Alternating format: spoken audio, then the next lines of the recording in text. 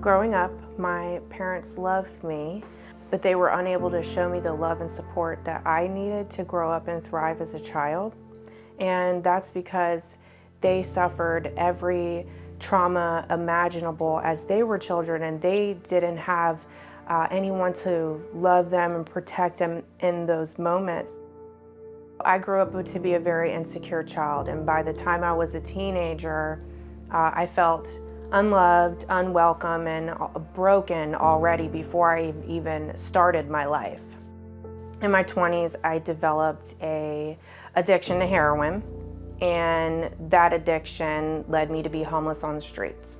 And during that time, a woman approached me, and she offered money, she offered drugs, she offered a hotel room. All I had to do was go with her and hang out with another man.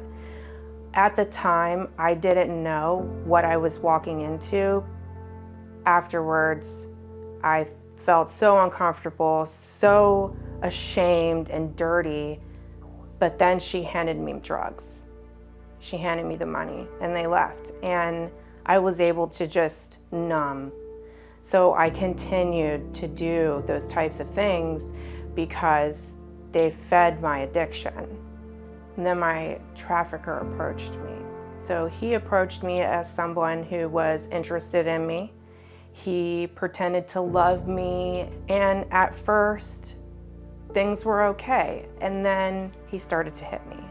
And each time he hit me, the abuse got worse and worse and worse.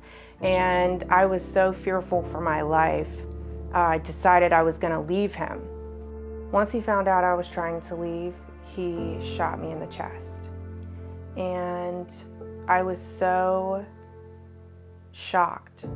The gun went off, there was sparks and smoke. I didn't realize what had happened until I went to take a deep breath. And then I could feel the pain.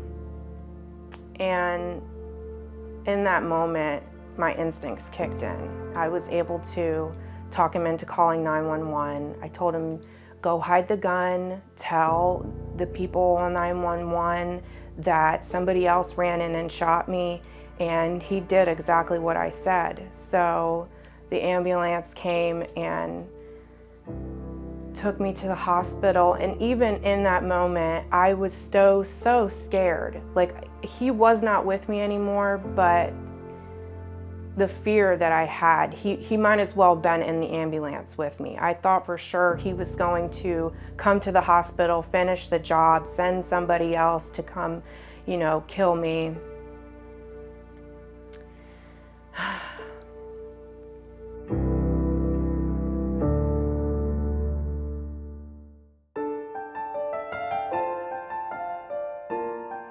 After I recovered, a man came to speak with me, and he shared Jesus with me, and he shared forgiveness. And I walked away from that conversation.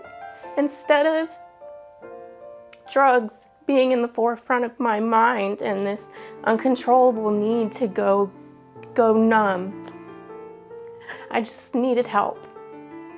So the detective that was on the case for me being shot, I called him and I said, please help me.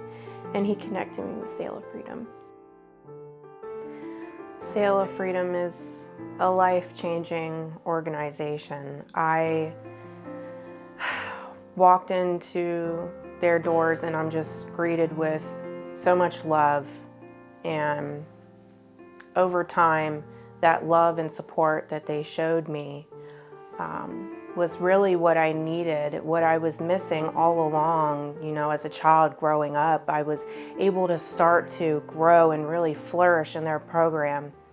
Selah Freedom began in 2011. Currently, we have 5 programs at Selah that we've been able to develop over the years that we've been doing this that really address all areas of preventing and putting a stop and addressing anti-trafficking. The fact that it does happen, regardless of what the story is for a person, it mandates a solution. It mandates being validated that this was not okay, that this happened to you.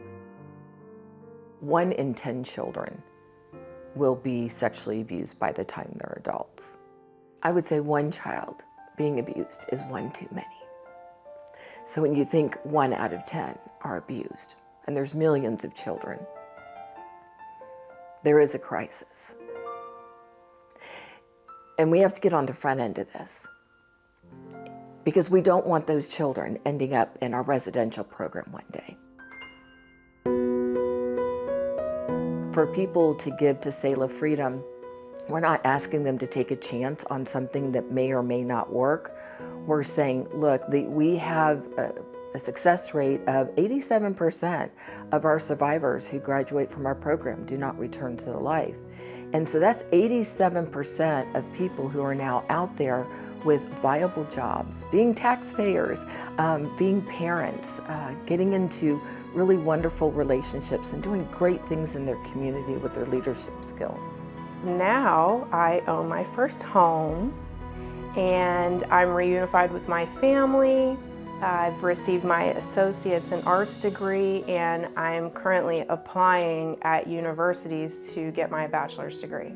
I'm employed with Selah Freedom. I am their volunteer advocate. I get to go out into the community and educate people on what's happening in our country.